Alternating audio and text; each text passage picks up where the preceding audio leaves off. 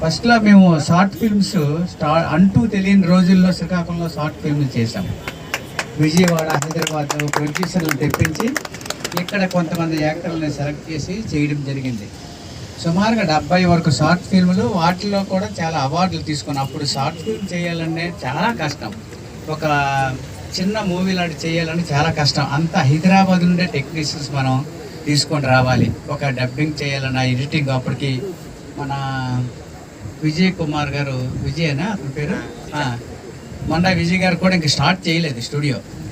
అటువంటి రోజుల్లో వైజాగ్లో కూడా సరైన స్టూడియోస్ ఎస్టాబ్లిష్ అవ్వలేదు. మళ్ళీ హైదరాబాదే పరిగెట్టాలి ఏ పనికైనా, చీటికి మాటికి. హైదరాబాద్ వెళ్ళి రావంటే ఛార్జీలు, అక్కడ స్టేయింగ్, అవసరమైతే ఒక రూమ్ కూడా అక్కడ తీసుకోవడం జరిగిందనమాట. నేను ఎస్ఎస్ పట్నాయక్ గారు రూమ్ తీసుకొని ఉండి ఎవరైనా శ్రీకాకుళం వలిస్తే మా రూమ్లో ఆశ్రయం అనమాట. ఫ్రీ రెంట్, అంటే రెంట్ ఏమి అడిగేవాళ్ళం కాదు. మేమేదో వంట చేస్తే వాళ్ళు తినేవాళ్ళు, లేదంటే వాళ్ళు ఏమైనా అందరూ పార్సల్ చేస్తే తినేవాళ్ళు. ఒక సీమెన్స్ చూసారు, ముంబై వెళ్ళిపోతే ఒక రూమ్ తీసుకొని అక్కడ వెయిటింగ్ చేస్తారు ఎలాగో, అదే పంతాలు మేము అలా చేసుకొని వచ్చి చాలామందికి ఎంకరేజ్ చేయడం జరిగింది.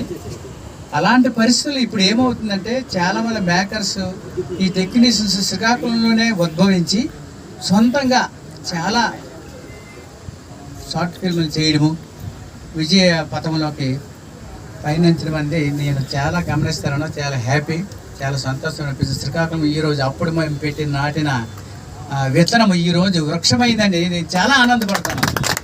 రమేష్ నారాయణ కానీ, మన విజయ్ కానీ, మన రామకృష్ణ, మన రాము, వీళ్ళంతా మన ఎంసీఏలో సభ్యులు. మణిపోతన క్రియేటివ్ అకాడమీని పెట్టి కాస్త ప్రోత్సాహాలు చేద్దామని అనుకున్నాం. కానీ ఉద్యోగరీత్యా రామనారాయణ లాగే మాకు కూడా గొప్ప టీచర్ అంటే ఒకప్పుడు ఫ్రీడమ్గా ఉండేవాళ్ళం. ఇప్పుడు చాలా ఫినాయిల్ తాగిన వాళ్ళలాగా అయిపోతాము. ఎక్కువ ఓవర్ వర్క్, తర్వాత ఈ అప్లోడ్లని అవన్నీ చాలా ఇబ్బంది. సాఫ్ట్వేర్ ఇంజనీర్స్ లాగా అయిపోయి ఇంటికి వచ్చేటప్పటికి బుర్రమారు పని చేయకుండా రెస్ట్ తీసుకోవాల్సి వస్తుంది. అలాంటి పరిస్థితులు అయిపోయింది. మరి ఏం చేయలేని పరిస్థితి అయిపోయింది. అయినప్పుడు కూడా మేము ప్రోత్సహిస్తున్నాం. ఈ మధ్యకాలంలో మీ అందరికీ ప్రోత్సహించే దిశలోనే షార్ట్ ఫిల్మ్ ఫెస్టివల్ అనేది అనౌన్స్ చేసాం.